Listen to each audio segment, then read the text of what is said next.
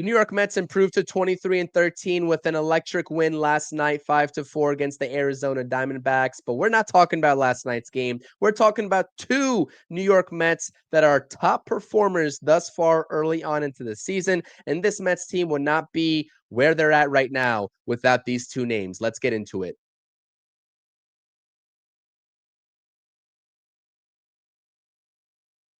All right, Mets fans, welcome back to the True Mets Talk podcast. As always, I appreciate the support. What an electric victory last night in Arizona, 5-4 to improve to 23-13 in the early goings of this 2025 season. We're talking about two top performers on this Mets team. One guy in the lineup, offensive player, and one pitcher that I really want to shout out in this video. And I also want to shout out, as I usually do, David Stearns, particularly for the second player that we're going to be talking about, but definitely for the first player as well, as each of these players signed new contracts with the Mets this past offseason. Before we fully get into this video, please do smash those thumbs up buttons. It helps the channel grow a lot. Subscribe to the channel if you're new.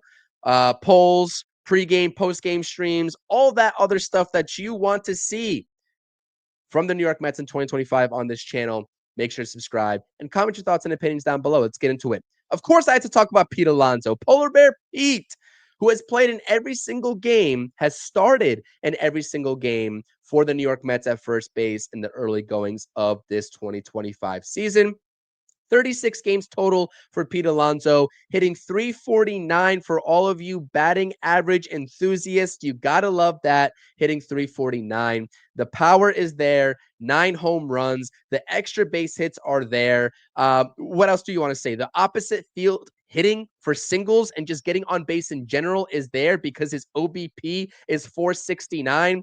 He is right now the best first baseman in all of baseball. I can confidently say that. Confidently. And his defense is not going to wow you, but he's playing a lot better defensively so far this season than he was last season as well. But when we're talking about Pete Alonso, especially in another contract season, we have to talk about his bat. An OPS that's approaching 1150. Remarkable. But the most unique thing about Pete Alonso being such a, great power hitter as he's been ever since he's came up into this Mets organization and in Queens is his approach that changed and has contributed to essentially an equal walk and strikeout rate, which is very rare when we're talking about power hitters that are able to hit 30 to 40 home runs consistently.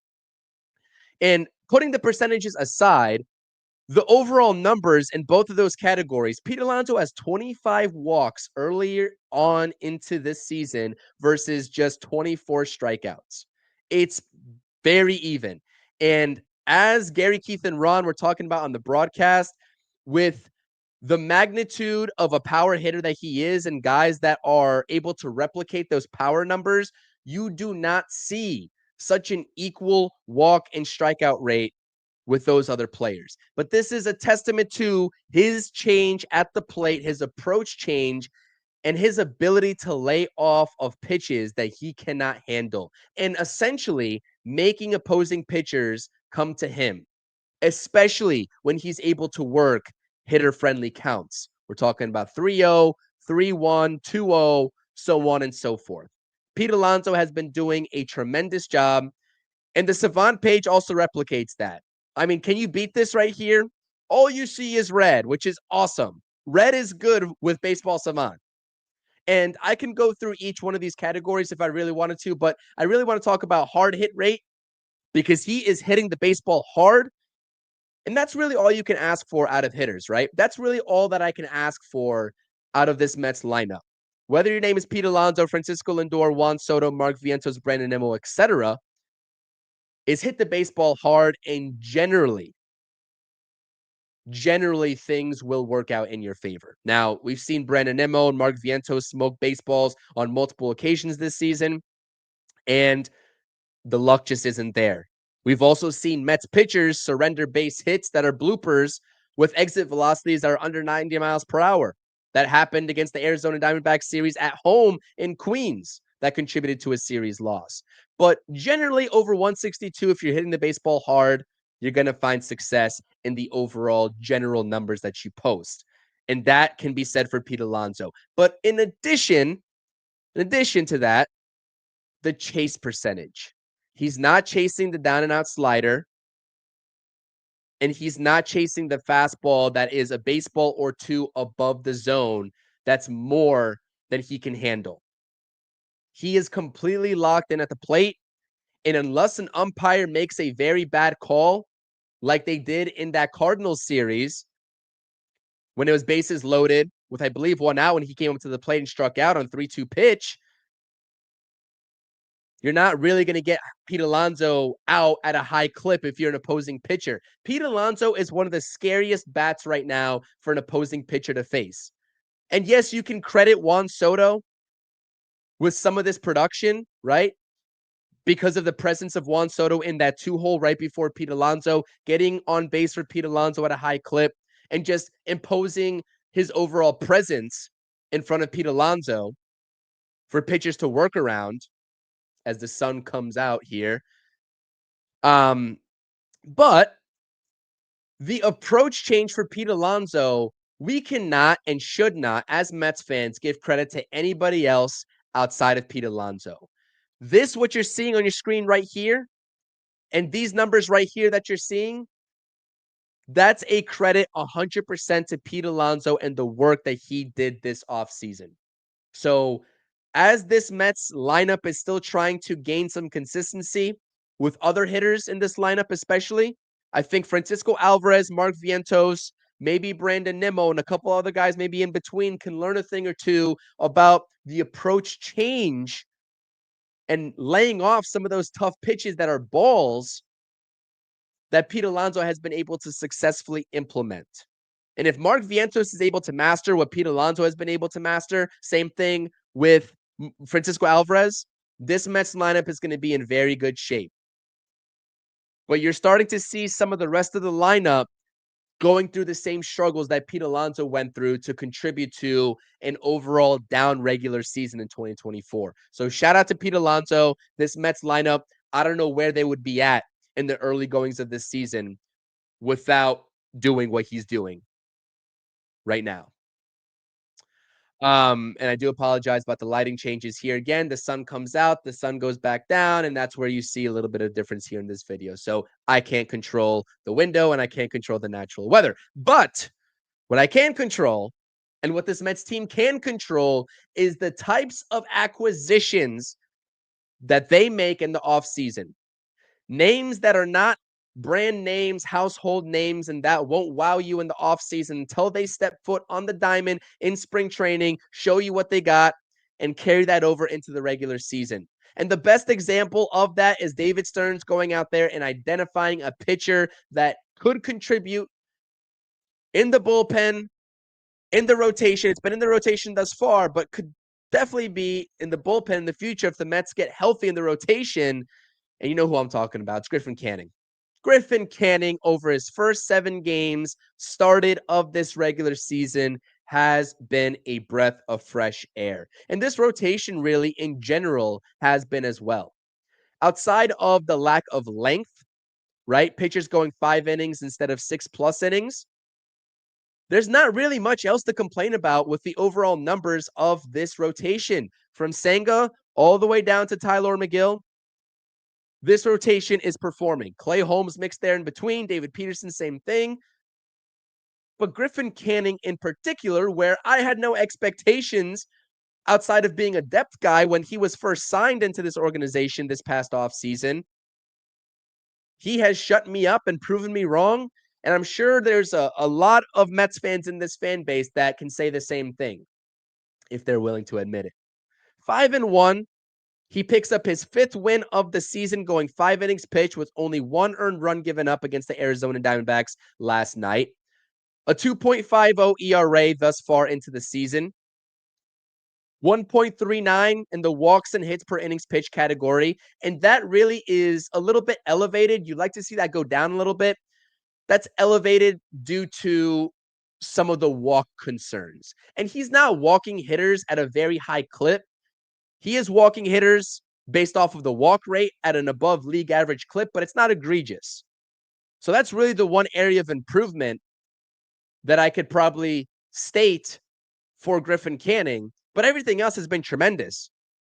He's been able to put hitters away at an above league average clip as well. He could not say the same thing last season when he was struggling racking up the strikeouts. 24.2 strikeout rate, 9.8 walk rate, and the ground ball rate at 53.5% is awesome. He is getting ground balls, and when he's walking batters, generally you can count on a potential double play if you're an infielder, given his ability to induce ground balls. And hopefully that remains a part of his game for the entirety of this season. It's awesome to see, especially when we're talking about a guy that had no expectations coming into the season, right? I didn't place any expectations on him. When he performed really well in spring training, I said, okay, maybe he can be a dark horse candidate to contribute consistently to this team and help get them to where they want to be at. But I didn't expect this. I did not expect this level of success from Canning early on this season. And this is also, I know people don't want to talk about it. You know, Clay Holmes making a transition to being a starter. Griffin Canning, who had egregious numbers last season. You know, how are these guys finding success? The pitching lab. I think it's pretty well documented that the Mets pitching lab is successful so far and only getting better in terms of turning pitchers into viable candidates for next contracts, right? For having career years. Sean Manaea, Luis Severino, Clay Holmes is producing pretty decent numbers thus far. Griffin Canning, you can see here, posting career numbers thus far. Now, the 2025 season, as we talk about this, there's still a lot we have to see. Anything can happen from now until September. I understand that. But the signs, they're all good signs. You love to see it if you're a Mets fan. And I'll tell you what about Griffin Canning and looking at his baseball savant page is that the reason why I talk about the pitching lab as it pertains to Griffin Canning is that he was a predominant fastball pitcher last season. If you look at the percentages of pitches thrown, he threw fastballs more oftentimes than any other pitch. And in spring training, I really noticed the change in the game plan of how he approaches opposing hitters. And that carried over into his first 7 starts. And the same thing could be said for his outing in Arizona. He is throwing his slider as his primary pitch. And so his slider is setting up his fastball instead of it being the other way around, the fastball setting up the slider. And his slider is really good. It's got a lot of movement, it's got late break, and it induces a lot of ground balls. That's why you see the ground ball rate at 53.5%. And so it's not rocket science really that the Mets are having him throw it more often than his fastball. But we also can't forget that his fastball is pretty lively. It's 95, 96 miles per hour. And so I'm not really sure why this change came this late into his career. Not sure why other organizations could not have identified this as well. But reversing the order in which he is utilizing and I guess prioritizing, I should say, those two pitches, fastball and slider, it seems to be working in the early goings of 2025. So Mets fans, let me know what you think about this video. Let me know what you think about this team in general, especially as it pertains to Pete Alonso and Griffin Canning, who are having tremendous seasons thus far. And these are only 2 names that I'm talking about, right? I could talk about Luis Angel Acuna, who's hitting over 310, having a phenomenal start to his season. I could talk about Francisco Lindor, who had a great month of April, and he's he's usually a slow starter. I could talk about a lot of guys that are having great seasons. Clay Holmes, right? Some of the efficiency isn't there, but the numbers in general have proved to be solid. Kodai Senga, same thing. So it's not only about Griffin Canning and Pete Alonso. These are just the two names that we're happen to talk about on this video. We got game 2 in Arizona tonight. We'll see if the Mets lineup is able to figure out Zach Gallen, who they struggled mightily against in Queens in that home series. It's Zach Gallen versus David Peterson going for the Mets. Hopefully, the Mets are up to the task, and we're talking about a win tomorrow on the channel. Let's go, Mets. Peace.